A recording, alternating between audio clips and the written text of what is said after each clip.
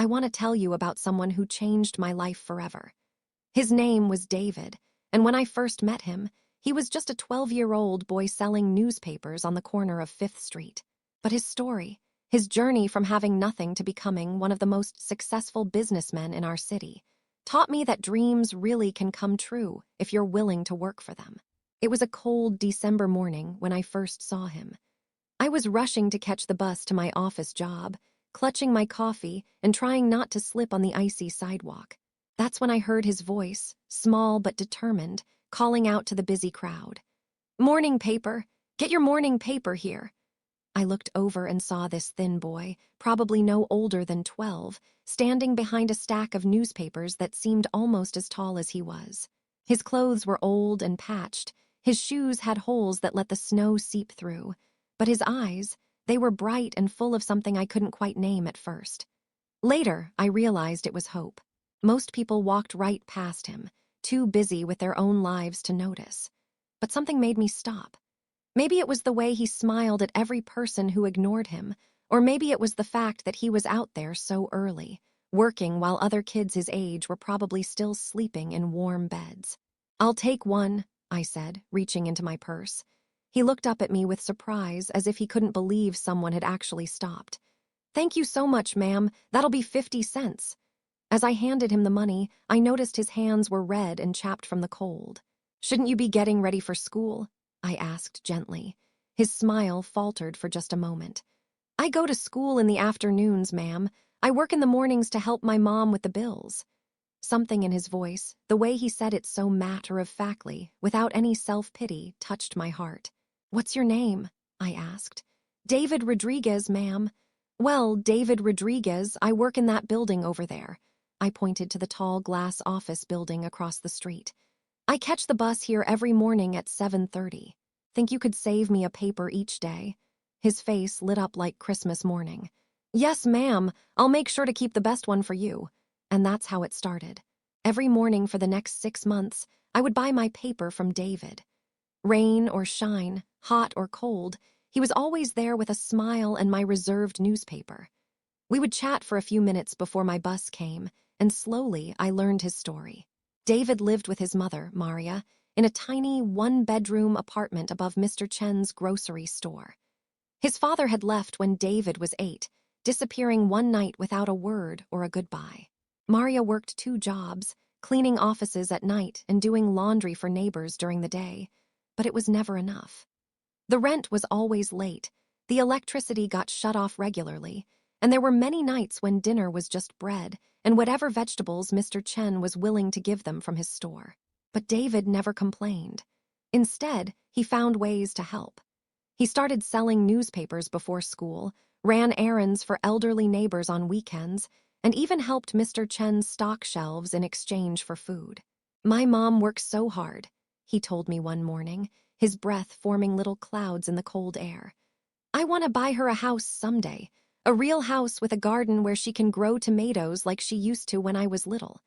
I was amazed by this boy's determination. While other kids his age were playing video games or watching cartoons, David was thinking about his future, making plans, working toward something bigger than himself. One morning in late spring, David wasn't at his usual corner. I waited, thinking maybe he was running late, but he never showed up. The next day, same thing. By the 3rd day, I was worried enough to cross the street and ask Mr. Chen if he knew what had happened. Mr. Chen's face grew sad when I mentioned David's name. "His mother got very sick," he said in his broken English. "Hospital bills, very expensive. David, he had to quit school to work more hours." My heart sank. This bright, hopeful boy was giving up his education, his future, because life had dealt him another cruel blow. I found David that afternoon at the bus station, shining shoes for businessmen and travelers. He looked thinner than before, and those bright eyes seemed dimmer somehow. "David," I called out. He looked up, and for a moment his old smile returned. "Oh, hi, ma'am. I'm sorry I haven't been at the corner." I had to, well, things changed. "Mr. Chen told me about your mother. How is she?" His shoulders sagged. "She's getting better, but the doctors say she needs to rest for at least 3 months. No work. And the hospital bills." He shrugged, trying to act like it didn't matter. But I could see the weight of responsibility crushing this 13-year-old boy. What about school? I'll go back someday, he said, but I could hear the doubt in his voice. Right now, Mom needs me. That night, I couldn't sleep. I kept thinking about David, about all the dreams he was sacrificing, about the unfairness of a world where a child had to choose between education and survival. By morning, I had made a decision. I found David at the bus station again and asked him to take a walk with me. We sat on a bench in the small park nearby, and I made him an offer that would change both our lives. David, I want to help you and your mother, I said, but I want to do it in a way that doesn't hurt your pride or make you feel like charity. He looked at me suspiciously. At 13, he had already learned to be wary of adults making promises. Here's what I'm thinking, I continued. I need someone to help me with small tasks, run errands, maybe help me organize my home office on weekends. It's not much, but it would pay enough to cover your mother's expenses while she recovers. And you could still go to school. Ma'am, I appreciate the offer, but I can't take your money for nothing. It wouldn't be for nothing. I really do need help. And David, there's something else. I see something special in you, something that shouldn't be wasted. Promise me that no matter what happens, you'll finish school. Promise me you'll keep dreaming about that house for your mother. He was quiet for a long time, staring at his worn-out shoes. Finally, he looked up at me with tears in his eyes. Why are you helping me? You don't even know me. I know enough, I said. I know you're the kind of person who stands on a corner at 6 in the morning to help his family. I know you're the kind of person who smiles even when life is hard. The world needs more people like you, David. And so began our arrangement. David would come to my house every afternoon after school and on Saturday mornings. At first, I gave him simple tasks, filing papers, organizing books, helping me plant flowers in my garden. But as weeks turned into months, I began to see just how remarkable this boy really was. David had a mind like a sponge. He absorbed everything, asked thoughtful questions, and remembered every detail. When I was working on reports for my job at the marketing firm, he would sit nearby doing his homework, but I noticed he was also listening, learning about business concepts that most adults found complicated. One day, he surprised me with a question that showed just how much he had been paying attention. Mrs. Patterson, he said during a break from organizing my files, I've been thinking about Mr. Chen's store. He always complains about young people not buying newspapers anymore, right? But what if he started selling coffee and breakfast sandwiches too? All those people waiting for the bus in the morning, they're always rushing, always looking for quick breakfast. Mr. Chen has the perfect location. I stopped what I was doing and looked at him. This 14-year-old boy had just identified a business opportunity that I, with my college degree and years of marketing experience, had never noticed. That's actually a brilliant idea, David. Have you mentioned it to Mr. Chen? He shook his head. I'm just a kid. He wouldn't listen to me. David, good ideas don't have an age limit. If you believe in something, you should speak up. That conversation planted a seed in David's mind. Over the following months, he started paying more attention to the world around him, not just as someone trying to survive, but as someone looking for opportunities. His mother, Maria, recovered fully from her illness, but by then, our arrangement had become something more than just a job. David had become like family to me. Maria would invite me for dinner on Sundays, and we would sit around their small table, eating her incredible homemade tamales and talking about David's dreams for the future. He wants to study business in college, Maria told me one evening, her eyes full of pride. He says he's going to build an empire and buy me that house with the garden.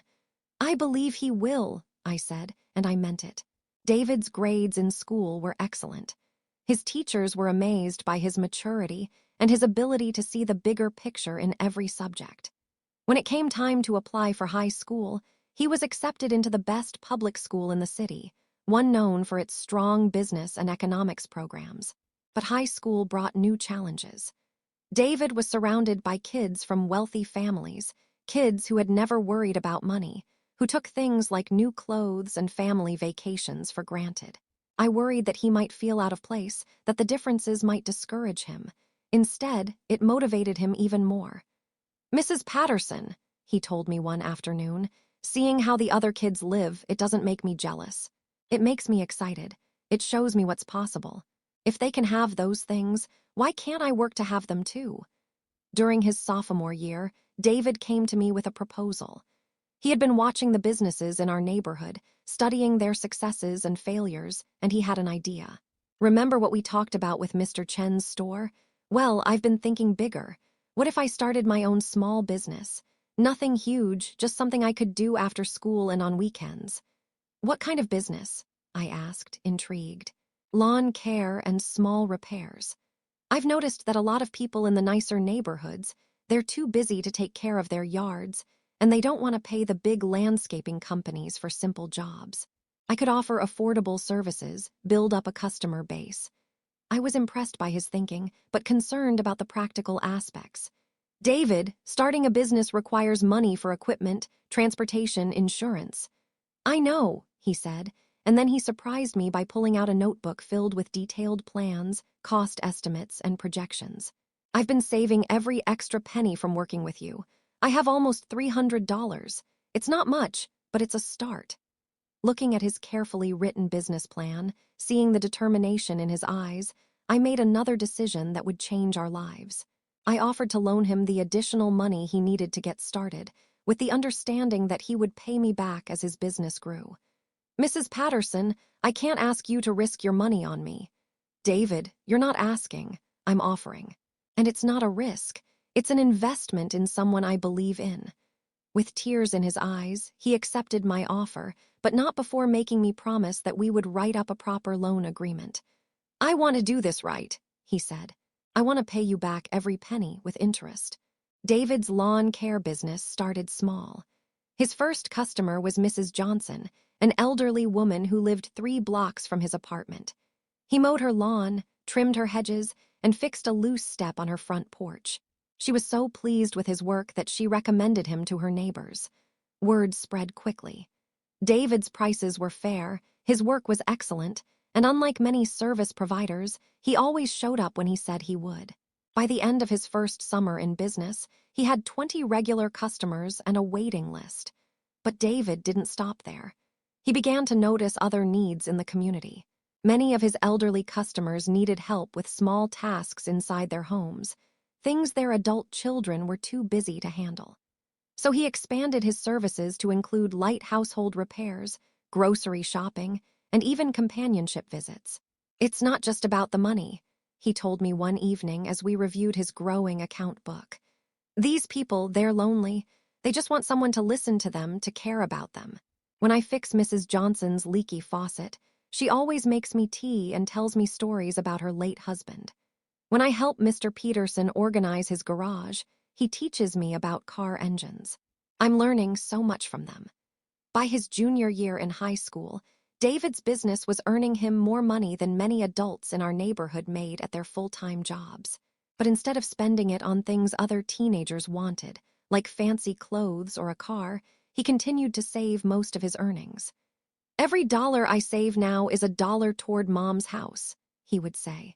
Maria was amazed by her son's success, but she worried that he was growing up too fast, that he was missing out on the normal experiences of adolescence. David, you should buy yourself something nice, she would tell him. You work so hard, you deserve to enjoy some of your success.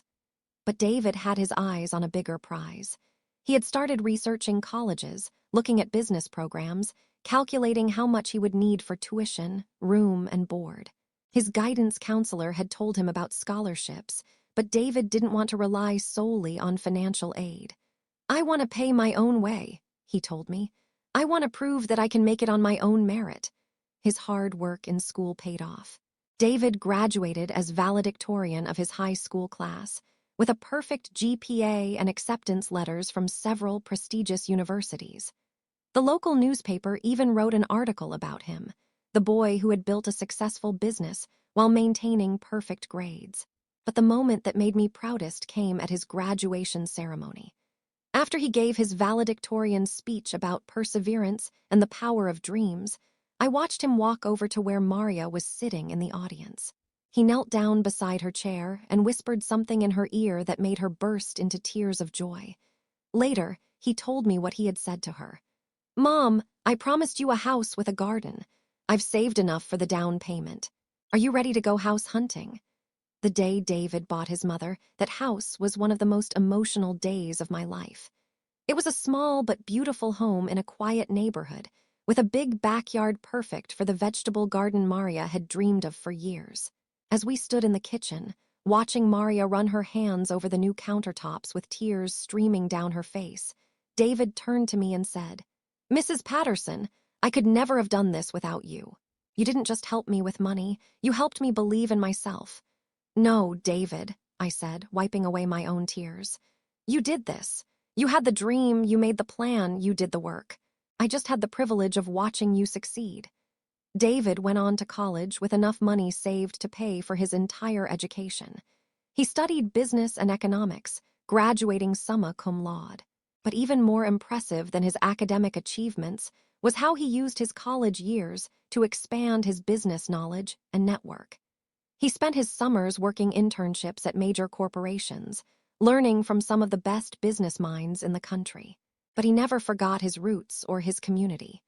Every winter break and spring break, he would come home and spend time with his old customers, many of whom had become like family to him. After college, David could have taken a high-paying job at any number of companies that recruited him. Instead, he came back home and announced his plans to start a real estate development company focused on affordable housing. "I want to build homes for families like mine," he explained.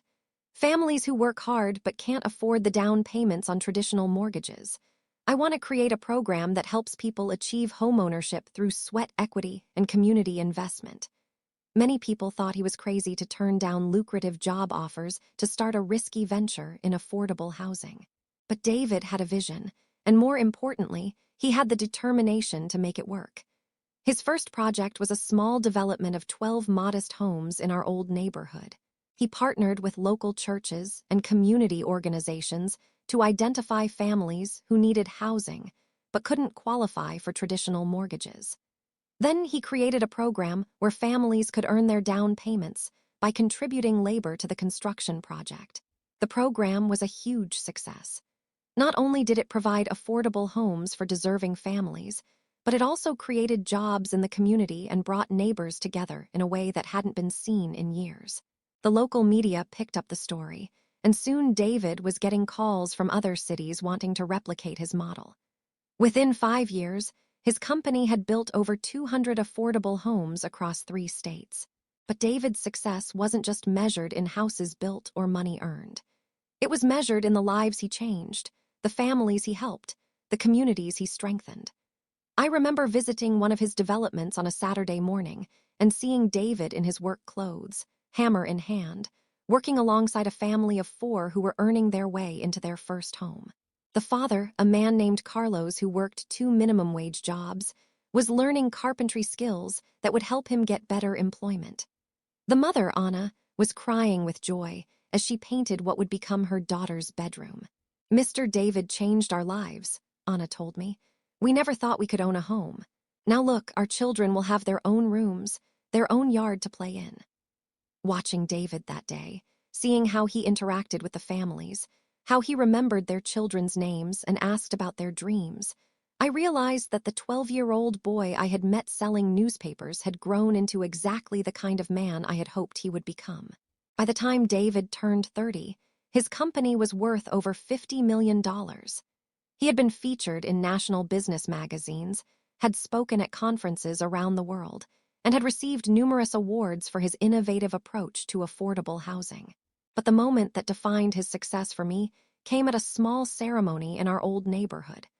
The city was dedicating a community center that David had funded, built in the same block where he used to sell newspapers. Standing at the podium, looking out at the crowd of people whose lives he had touched, David said something I'll never forget. "When I was 12 years old, standing on that corner selling papers, I had a dream. I dreamed of buying my mother a house with a garden. That dream came true, but somewhere along the way, the dream got bigger. It became about buying houses for other mothers, other families, other dreamers who just needed someone to believe in them." He paused, looking directly at me in the audience. I learned from a very wise woman that success isn't just about what you achieve for yourself. It's about what you make possible for others. After the ceremony, David walked over to the corner where I had first met him 18 years earlier. The newspaper stand was gone, replaced by a small plaque that read, "Dreams begin here in memory of all who dare to hope." "Mrs. Patterson," he said, putting his arm around my shoulders, "do you remember what you told me that first day when you offered to help me? I told you to never stop dreaming about your mother's house." "No," he said with a smile. "Well, yes, you said that too. But you also said something else. You said the world needs more people like me. But I think what the world really needs is more people like you. People who see potential in others and help them see it in themselves." Today, David's company has built over 1,000 homes. He's married now to a wonderful woman named Alina who shares his passion for community service. They have 2 young children who are growing up understanding that success comes with responsibility, that those who are blessed with much should use their blessings to help others. Maria, now in her 70s, still lives in the house David bought her all those years ago. Her garden is legendary in the neighborhood, providing fresh vegetables not just for her family, but for anyone who needs them. She often tells people that her son's greatest achievement isn't his business success, it's the man he became along the way. As for me, I'm retired now, but I serve on the board of David's Foundation, which provides microloans and mentorship to young entrepreneurs from low-income families. Every month, I meet with kids who remind me of that 12-year-old boy I met on the corner. Kids with big dreams and bigger hearts. Kids who just need someone to believe in them. David's story teaches us that poverty doesn't have to be permanent, that circumstances don't define destiny, that with hard work, determination, and the support of others, extraordinary things are possible. But more than that, it teaches us about the power of kindness, the importance of seeing potential in others, and the responsibility that comes with success. The boy who once sold newspapers for 50 cents each now gives away millions of dollars every year. The child who worried about keeping the electricity on now powers entire communities with hope and opportunity. The son who dreamed of buying his mother a house now builds dreams for thousands of families. But if you ask David what his greatest achievement is, he won't talk about money or awards or recognition. He'll tell you about the look in a child's eyes when they see their family's new home for the first time. He'll tell you about the pride in a father's voice when he describes the carpentry skills he learned on a construction site. He'll tell you about the letters he receives from people whose lives have been changed not just by a house, but by the belief that they deserved something better. David Rodriguez proved that the American dream is still alive, still possible, still worth fighting for. He proved that where you start doesn't determine where you finish, that hard work and determination can overcome any obstacle, that success is sweeter when it's shared with others. But most importantly, he proved that sometimes all it takes to change a life is one person who cares enough to stop, to listen, to believe, and to help. One person who sees potential where others see problems, who sees hope where others see hopelessness, who sees a future millionaire in a 12-year-old boy selling newspapers on a street corner. That's the real power of David's story. It reminds us that we all have the ability to change someone's life, to plant seeds of hope, to nurture dreams. We all have the power to be the person who stops and says, "I believe in you," to someone who desperately needs to hear those words. David's journey from poverty to prosperity is inspiring, but his journey from receiving help to providing help is what makes his story truly extraordinary. He understood that success without service is empty, that achievement without compassion is meaningless, that true wealth is measured not by what you accumulate, but by what you contribute. Today, when I drive through our old neighborhood, I see the changes David has made. I see families in their front yards, children playing in safe spaces, small businesses thriving. I see hope where there used to be despair, opportunity where there used to be only struggle. And sometimes, on quiet Sunday mornings, I still see David. He comes back regularly, not as the successful businessman he's become, but as the grateful son he's always been. He visits with Mrs. Johnson, who's now 93 and still tells stories about her late husband. He checks on Mr. Chen, who finally took David's advice and now runs the most popular breakfast spot in the neighborhood. David's story continues to unfold every day, with every home built, every family helped, every dream made possible. It's a story that proves miracles happen not through magic, but through hard work, determination, and the kindness of others. It's a story that reminds us that success is not a destination, but a journey of service to others. And it all started with a 50-cent newspaper and a 12-year-old boy who dared to dream of something better. Sometimes, that's all it takes to change the world, one life at a time.